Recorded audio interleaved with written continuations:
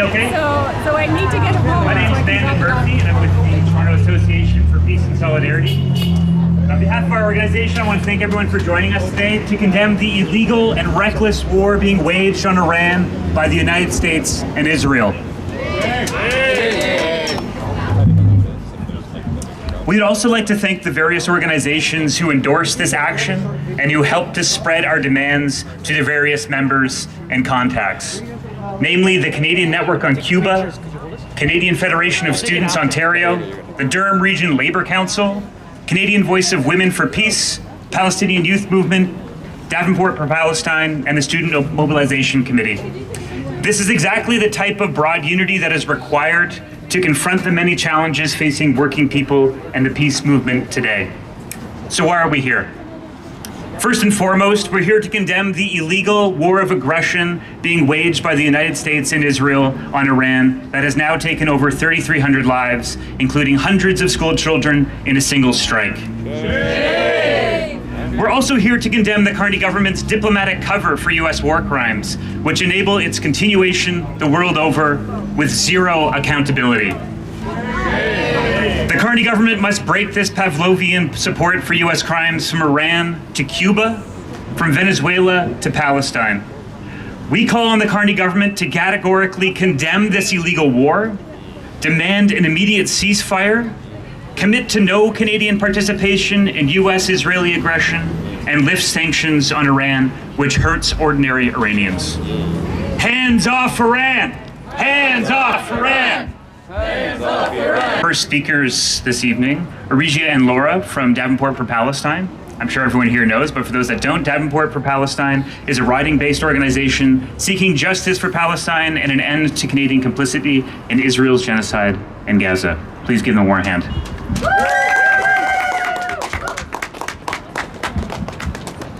Hi, I'm Laura, as mentioned. I'm with Davenport for Palestine, an organization that was formed in November 2023 in response to the horrific escalation of Israel's genocide in Gaza.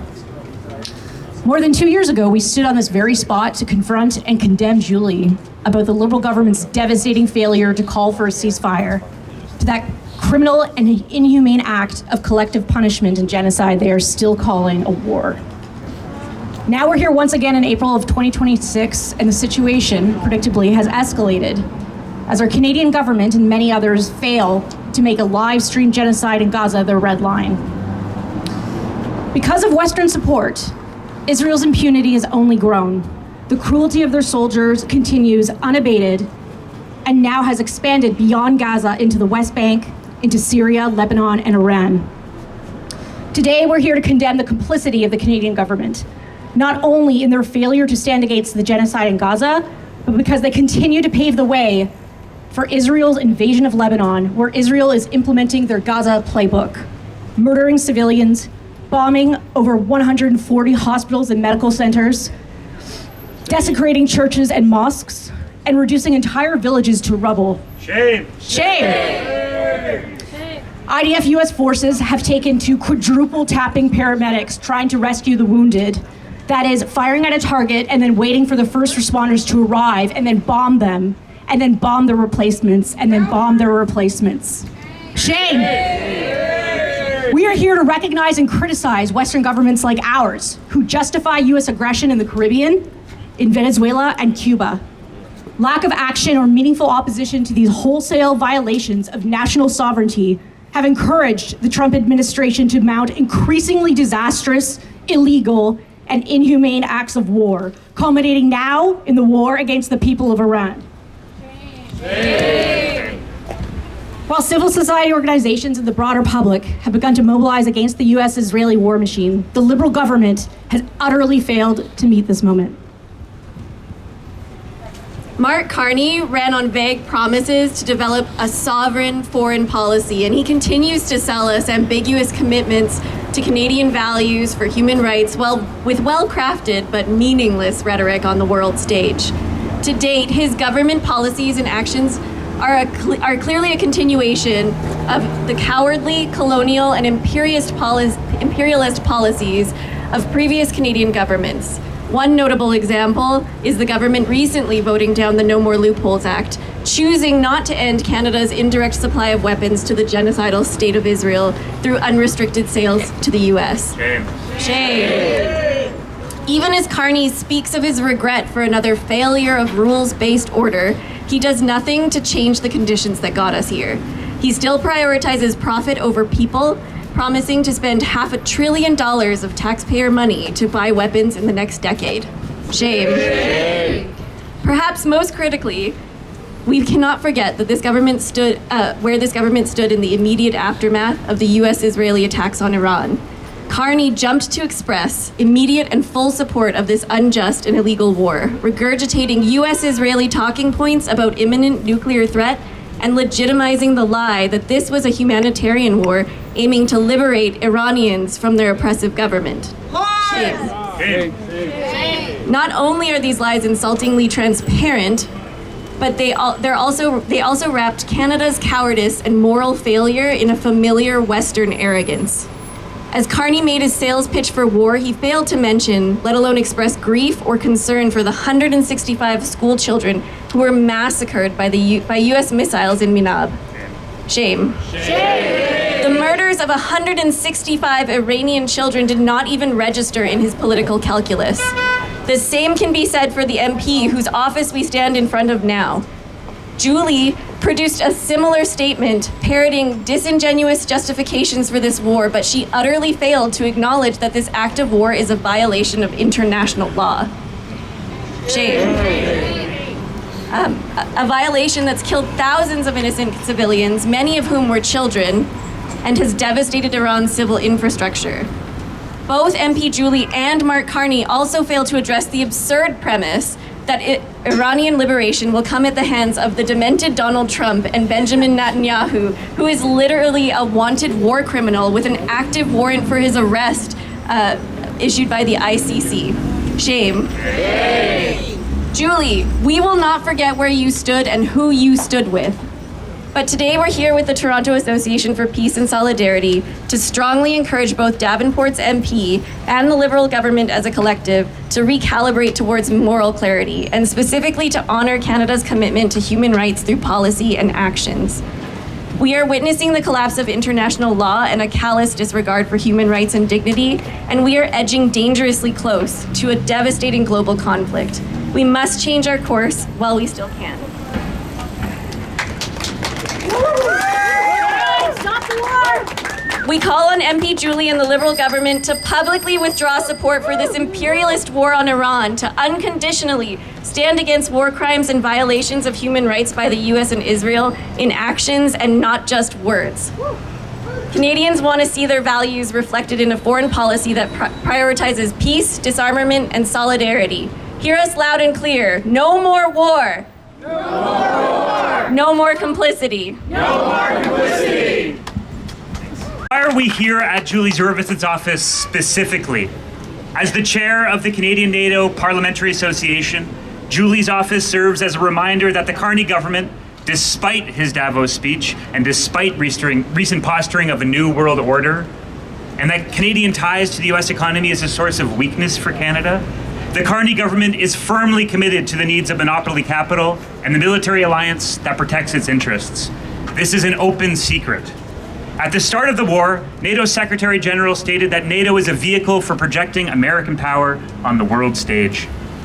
So if Carney is breaking from the US and seeking to assert Canadian sovereignty, why then is he committed to spending 5% of our GDP, an estimated $150 billion a year, on a military alliance that is openly the strong arm of US foreign policy? Don't be fooled. Despite tactical differences that have begun to emerge, the transatlantic imperialist alliance, known as NATO, remains intact, as evidenced by the joint statement signed by 22 NATO members and allies expressing a readiness to contribute to the US-led effort to open the Strait of Hormuz. In light of this, all peace-loving people must stop Canada from joining the imperialist war on Iran, both to prevent bloodshed abroad and a spiraling cost of living crisis at home. Repeat after me. Not a nickel, not a dime. Policy based on peace, disarmament, and solidarity, not war and aggression. Such a policy would free up countless billions for public spending on housing, healthcare, and education. Speaking of education, I want to introduce our next speakers. flip the page. And Olivia from the Student Mobilization Committee. The Toronto Student Mobilization Committee is a citywide, cross-campus organization of students fighting for free, democratic, and accessible education. Please give them a warm hand.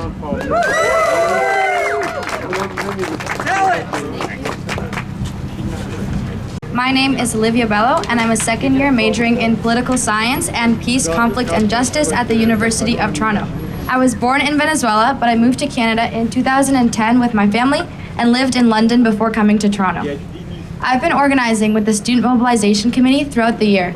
As a cross-campus group, our focus is on rallying our fellow students in the fight for free, democratic, and universally accessible education. Our tactics include regular in-person outreach, postering and pamphleting, agitation, film screenings, teach-ins, and monthly open meetings. We are proud to stand with the Toronto Association for Peace and Solidarity and with all of the other groups here today to call for a lifting of sanctions, an immediate ceasefire, and a concrete commitment on behalf of the Canadian government to stand for peace and not war.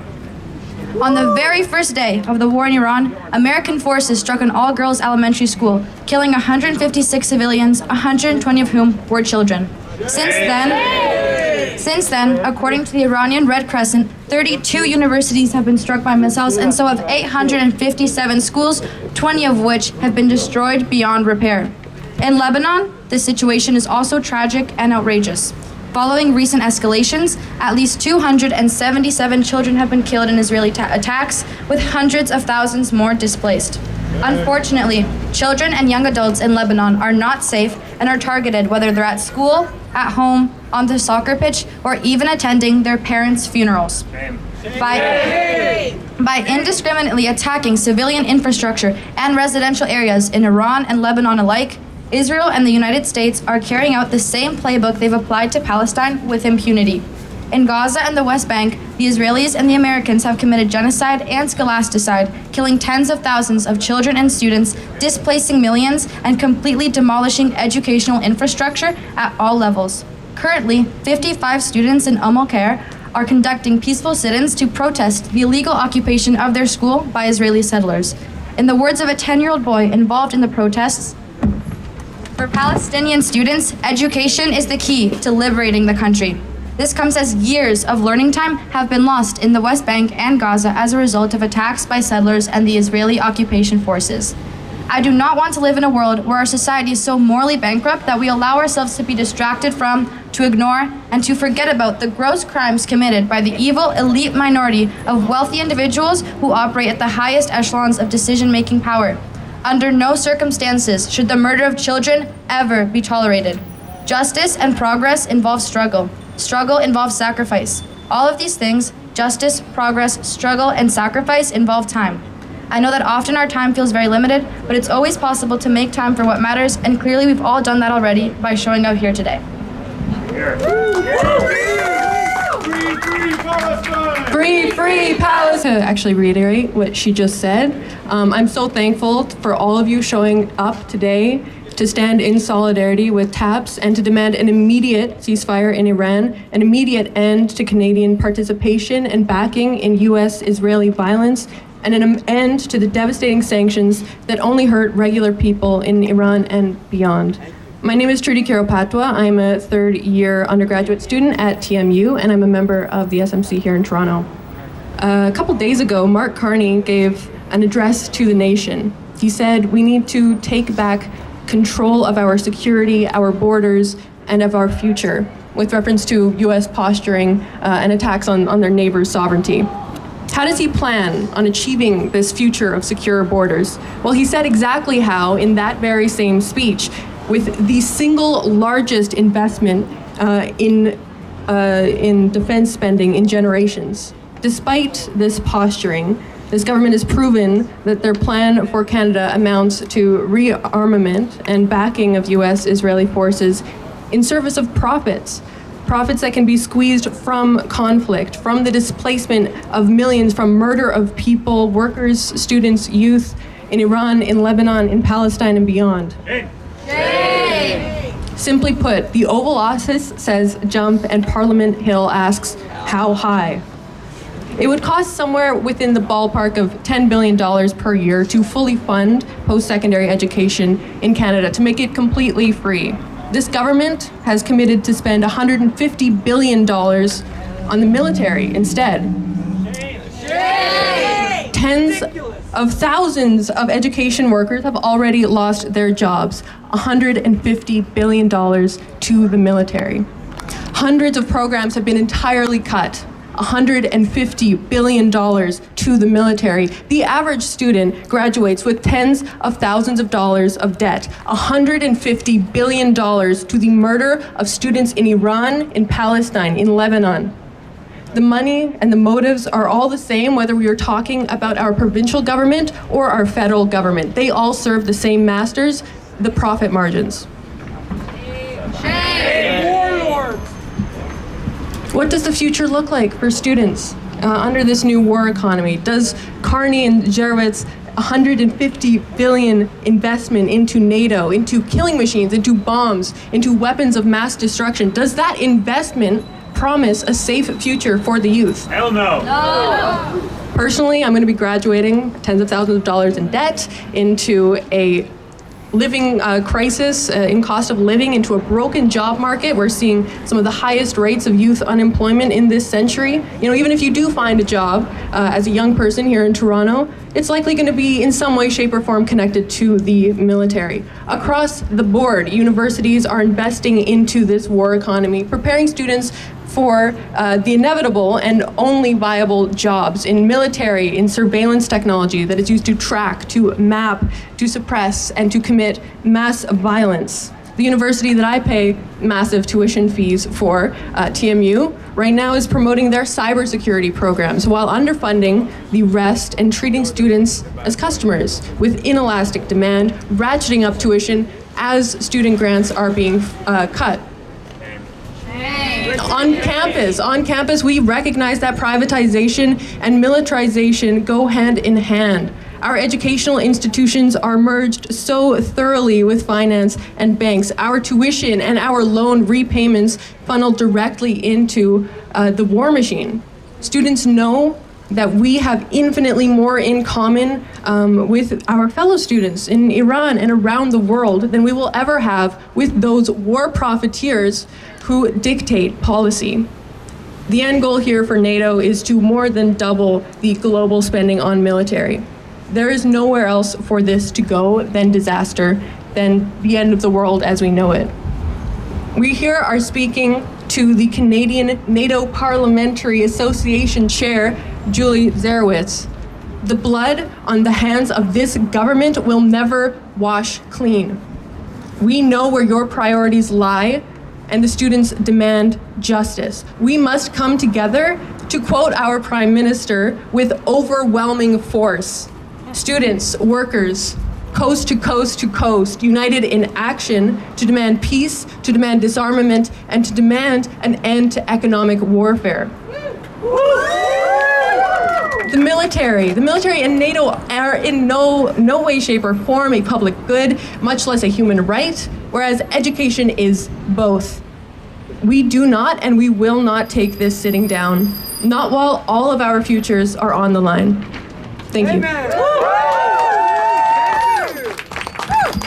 Friends, this is not just a war in Iran, but a war on working people worldwide to shore up power for US and its NATO allies.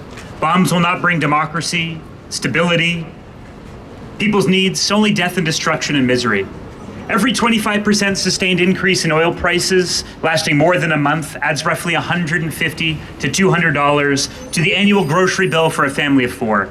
Oil is up 55% already from the start of this conflict.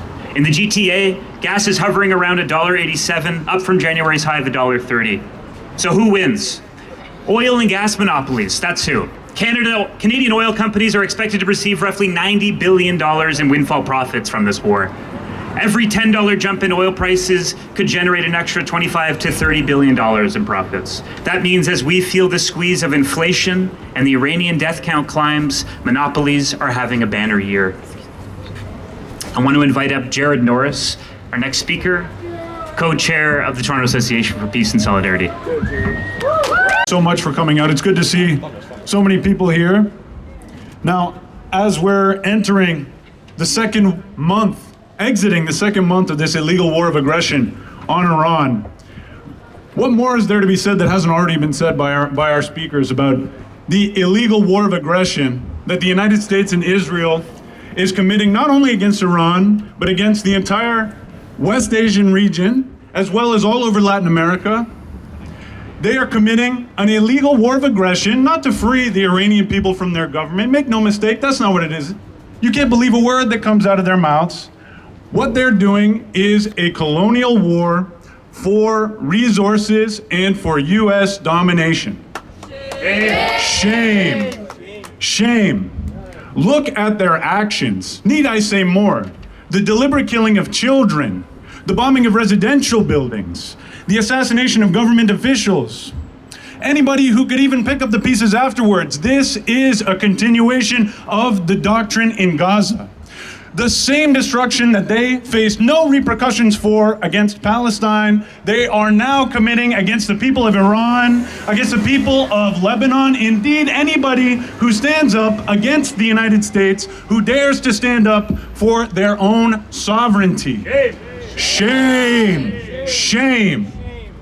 Now, we're standing outside of the office of our NATO parliamentarian, and that partially explains our government's flip-flop conviction towards this war. Their flip-flopping stance, oh, it's illegal, but we support it. We are going to help open the Strait of Hormuz. Canada is tied to the hip to U.S. imperialism so long as we are in the aggressive imperialist alliance of NATO. So long as that we are in NORAD and the Five Eyes spy network, Canada is tied irrevocably to the United States, to their war crimes, to their aggression against the people. But that's only part of the story. We see also Julie and Mr. Carney's true constituencies. As Mandan said, they're true constituencies. The big monopolists. The big monopolies that are set to make record profits from the raise in oil prices as all other commodities raise in price. Shame! Who is going to face the brunt of that raise is working people the world over. Now, TAPS, on behalf of the Canadian Peace Congress, has a set of demands. Canada must denounce, must condemn U.S. and Israeli aggression and war crimes. Canada must get out of NATO and NORAD and any other of these aggressive imperialist alliances. And we must have an independent foreign policy of peace. We have to end sanctions against Iran and decouple ourselves from the war machine. Thank you very much. Free. Riel and Omar from the Canadian Federation of Students Ontario. The Canadian Federation of Students Ontario is the oldest and largest student organization in the province. The Federation represents over 350,000 students across Ontario, fighting for free and accessible education for all students. No justice! Riel, and I am the chairperson of the Canadian Federation of Students Ontario. My name is Omar, and I am the National Executive Representative of the Canadian Federation of Students Ontario. The CFS Ontario, as you just heard, represents over 350,000 students across the province alone who stand together against this unjust war in Iran. We are here today in clear and firm opposition to the escalation of imperial aggression led by the United States and Israel. Let's be very clear. What is happening right now is not about peace. It is not about stability, and it is certainly not about protecting human rights. This is a part of a long-standing imperial strategy, one that punishes nations that refuse to align with Western economic and political control. Shame! Shame! The dangerous escalation we are witnessing today did not just begin last month. For years, Iran has been subjected to escalating sanctions, restrictions that limit access to food, medicine, and basic necessities, destabilizing entire sectors of the economy and placing immense pressure on the people on the ground. These are deliberate act of economic warfare. And when Western powers pair sanctions with military threats, blockades, and deliberate disregard for international law, we know that this will lead to entire generations of people paying the price for the decisions that imperial powers make for them. Shame. And we have seen this before. We have seen it in Cuba, where decades of a blockade have manufactured scarcity. We have seen it in Venezuela, where sanctions and destabilization efforts have been used to undermine sovereignty and justify intervention. We see it in Palestine, where occupation and genocide persist with full political backing of Western powers. Shame. Shame. These are not isolated contexts. This is a clear pattern unfolding right in front of our eyes. A pattern rooted in a system where sovereignty is conditional, where resources are contested, and where entire populations are treated as expendable in the pursuit of geopolitical dominance. And we can't forget so-called Canada's complicity in driving this very instability across the globe. We know that whenever the United States does anything in the light, this state does it in the shadows.